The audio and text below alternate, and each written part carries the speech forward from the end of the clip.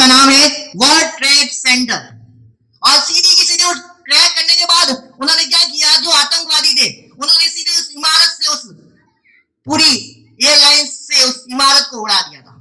और ऐसी एक दिन में या 4-5 घंटों में ऐसी 6 से 7 घटनाएं हुई थी और पूरे विश्व में हुकार मच गया था। और उसको करवाने वाला था ओसामा बिन लादेन, अगर किसी को पता हो तो, ठीक है ना। वो थी 9/11 और शाम से एक खौफ सा बैठ गया था पूरे विश्व के अंदर। और जब भी 9/11 का नाम सुना जाता है तो ओसामा बिन का नाम सुना जाता है। जब भी 9/11 सुना जाता है तो न्यूयॉर्क की वो वर्ल्ड ट्रेड जो सेंटर था वो दिमाग में आता है। जब भी 9/11 सुना जाता है तो एक खौफ सा दिमाग में आ जाता है। लेकिन मेरे लिए आज भी 9/11 वो नहीं है, और तुम्हारे लिए भी, हर इंडियंस के लिए जो इंडिया से बिलोंग करता है उसके लिए 9/11 कभी भी वो आतंकवाद नहीं होना चाहिए, ओसामा बिन लादेन नहीं होना चाहिए। उनके लिए 9/11 यानी 11 सितंबर जो शिकागो के अंदर एक विश्व धर्म सम्मेलन हुआ था वो होना चाहिए आज भी। क्योंकि इस विश्व धर्म सम्मेलन के अंदर प्रतिनिधित्व करने गए थे एक छोटा सा 30 साल का युवा जिसका नाम था नरेंद्र नाथ दत्त। आज सब हम यहाँ पर स्वामी विवेकानंद का नाम लेते हैं, लेकिन उनका रियल जो पारिवारिक नाम था वो था नरेंद्र नाथ दत्त। वो वही 9/11 थी, ठीक है ना, वही 11 सितंबर थी जिस दिन एक 13 साल का लड़का इंडिया से न्यूयॉर्क की सबसे बड़ी सिटी जिसे बोला जाता है शिकागो, जो पॉपुलेशन की दृष्टि से सबसे बड़ी सिटी मानी जाती है न्यूयॉर्क के अंदर, अपने अमेरिका के अंदर, तो वहां शिकागो पहुंचा था। और शिकागो पहुंचने के बाद जितने भी विश्व धर्म सम्मेलन था, जितने भी अलग अलग कंट्री के जितने लोग आए थे, हर कोई उसका मजाक बना रहा था। मजाक बनाने का उनका औचित्य यही था, उनके कपड़े। उन्होंने कपड़ा में क्या पहन रखा था, धोती पहन रखा था और ऊपर भगवा रंग का कपड़ा धारण कर रखा था। और हर कोई उसका मजाक बनाना चाह रहा था, हर कंट्री का हर बंदा उसका मजाक बना रहा था कि ये इंडिया क्या करेगा, इस लड़के को भेज दिया जिसे कपड़े पहनने का सेंस नहीं है। और बाकी कंट्री के सारे लोग वहां पर कोट वोट सब पहन के आए हुए थे, हर कोई उसका मजाक बना रहा था। और उसकी बारी जो थी सबसे लास्ट में डाल दी थी। तो मैं ध्यान से सुनना इस बात को, मैं फिर से कहना चाह रहा हूँ, हर कोई उससे मजाक बनाना चाह रहा था और उसकी बारी सबसे लास्ट में डाल दी थी। लेकिन वो बंदा नरेंद्र नाथ दत्त जब स्टेज पे आया, ठीक है ना, स्टेज पे आने के बाद उन्होंने 5 शब्द बोले थे। अगर किसी को पता हो तो स्वामी विवेकानंद, जिसे आज अपन स्वामी विवेकानंद कहते हैं, उन्होंने 5 शब्द बोले थे। और ये 5 शब्द बोलने के बाद वहां बैठा हर बंदा जो किसी भी कंट्री से आता है, किसी भी देश से आता है, किसी भी धर्म से आता है, वो अपने स्टेज पर अपनी उनके वो शब्द थे, sisters and brothers of America, ठीक है ना। ध्यान से सुनना, 5 शब्द, सिस्टर एंड ब्रदर्स, पहला सिस्टर, दूसरा एंड, तीसरा ब्रदर्स ऑफ अमेरिका। उनका ये 5 शब्द केवल शब्द नहीं थे, वसुदेव कुटुंबकम एक शब्द सुना होगा कि इस पूरी पृथ्वी में जितने भी लोग हैं वो मेरे भाई बहन हैं। और यही शब्द, ये 5 शब्द बताते थे। और इन्हीं शब्दों को सुनते ही अमेरिका का हो या पाकिस्तान का हो या किसी भी कंट्री का बंदा क्यों नहीं हो, वो अपनी जगह पर खड़ा हो गया, तालियां बजाने लगा। तो इसी को कहा जाता है वसुदेव कुटुंबकम। और इसी का अर्थ समझाया था स्वामी विवेकानंद ने।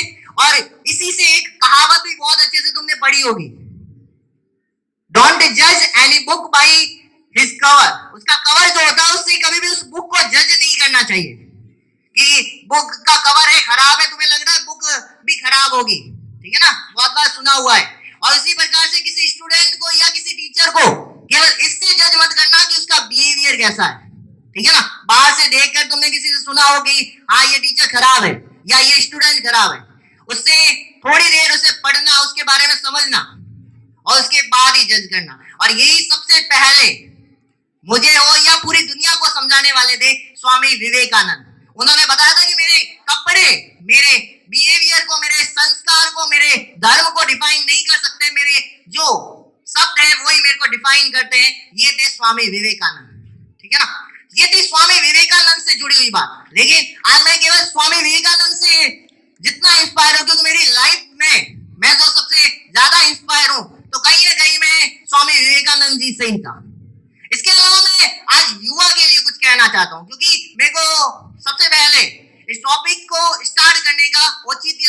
विवेकानंद। अगर स्वामी विवेकानंद इस दुनिया में नहीं होते तो आज अपन युवा दिवस मनाते ही नहीं। इसीलिए सबसे पहले मैंने स्वामी विवेकानंद जी को डिफाइन किया था कि उनका जो चारित्र था वो कितना सिंपल था। अब मैं डिफाइन करूंगा युवा।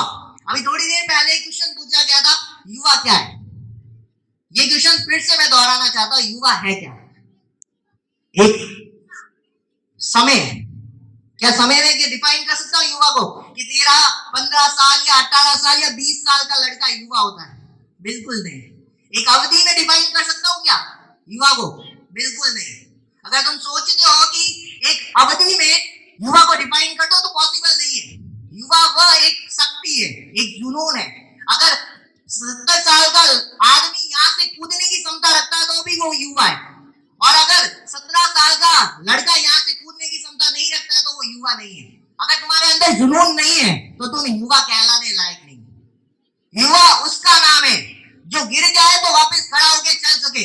एक छोटा बच्चा गिर जाए तो क्या वापस चल सकता है खुद? नहीं, उसे रोना आ जाएगा जब तक फिंगर नहीं मिलेगी, किसी की अंगुली नहीं मिलेगी, तब तक वो चलेगा नहीं। तो युवा वो है जो गिर जाए तो खुद वापस खड़ा होकर चल सके।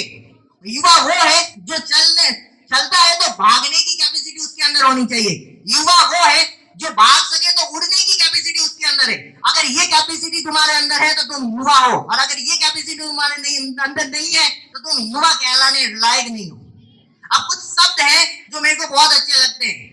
अक्षरों से मिलकर के कहानी बनती है। तुम्हें पता है कि कहानी लिखनी हो तो अक्षरों से मिलकर के बनती है। तो अक्षरों से मिलकर के कहानी बनती है और किस्सों से मिलकर के जिंदगी बनती है। ठीक है ना? फिर से सुनना, अक्षरों से मिलकर के कहानी बनती है, किस्सों से मिलकर के क्या बनती है? जिंदगी बनती है। तो ये लास्ट 10वीं और 12वीं के लिए स्पेशली मैं उन बोर्ड क्लासेस को ध्यान में देना चाहूंगा कि ये जो बचे हुए 45 दिन है, समझोगे कितने दिन है तुम्हारे पास? ज्यादा समय नहीं है, 45 दिन मैक्सिमम मान लो। और 45 दिन को मैं डिफाइन करना चाहूं, 45 दिन ज्यादा दिन नहीं होते। अगर मैं 45 दिन को डिफाइन करना चाहूं तो 1080 घंटे तुम्हारे पास है। 45 दिन मतलब 1080 घंटे। 1080 घंटों को मैं डिफाइन करूं तो 64,800 मिनट तुम्हारे पास है। अगर 64,800 मिनट को डिफाइन करूं मैं तो तुम्हारे पास 38,81,000 सेकेंड है। और ये जितने भी मैंने बोले 45 दिन हो या 1080 घंटे हो या फिर 64,800 मिनट हो या फिर 38,81,000 सेकेंड हो, ये वही समय है जिसमें तुम्हें बहुत सारे किस्से लिखने हैं। और ये वही समय है जिसमें तुम अपनी दुनिया या अपनी जिंदगी लिख सकते हो, जिसमें तुम्हें वापस ये जो 45 दिन हो या जितने भी घंटे हो ये वापस तुम्हें नहीं मिलने वाले। ये वही टाइम है जिसमें तुम अपनी किस्सों की किताब लिख सकते हो।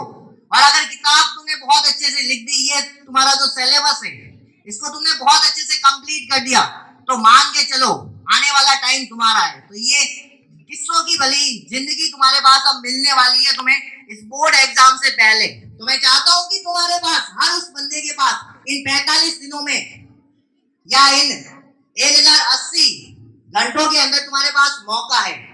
कैसा मौका है? ध्यान से सुनना। तुम्हारे पास मौका है उस हर एक शख्स को साबित करने का जिसने तुम पे भरोसा जताया था, जिसने भी कहा था तुम कर सकते हो, उस हर बंदे को सही साबित करने का मौका तुम्हारे पास है। ये मौका वापस नहीं मिलेगा। तुम्हारे पास मौका है अपने पापा को अपने नाम से पहचानने का। आज मार्केट में जाता हो ना, तुम्हें अपने पापा के नाम से जाना जाता है। और अगर मैरिड में आ गए ना तो ये मैं लिख के दे देता हूँ आज ही तुम्हें कि तुम्हारे पापा को तुम्हारे नाम से जाना जाएगा। तुम्हारे पास मौका है। क्या मौका है? फिर से सुनना। तुम्हारे पास मौका है उस हर आदमी को जिसने तुम्हें गलत साबित किया था, उस हर आदमी के घर मिठाई पहुंचाने का जो तुम्हें वापस नहीं मिलने वाला। ये मौका अभी मिला है तुम्हें कि तुम उसके घर पे मिठाई पहुंचा सको रिजल्ट के बाद। ऐसे नहीं मिठाई पहुंचाने चले जाओ, ठीक है ना? ये तुम्हें काम करना पड़ेगा। तुम्हारे पास मौका है एक मार्कशीट, एक पन्ना जो लाइफ टाइम तुम्हारे पास रहने वाला है, उस पन्नों के ऊपर सुनहरे अक्षरों से तुम्हारा भविष्य लिखने का। ये मौका तुम्हें वापस नहीं मिलने वाला। तो यही है युवा की कहानी और यही मौका है तुम्हें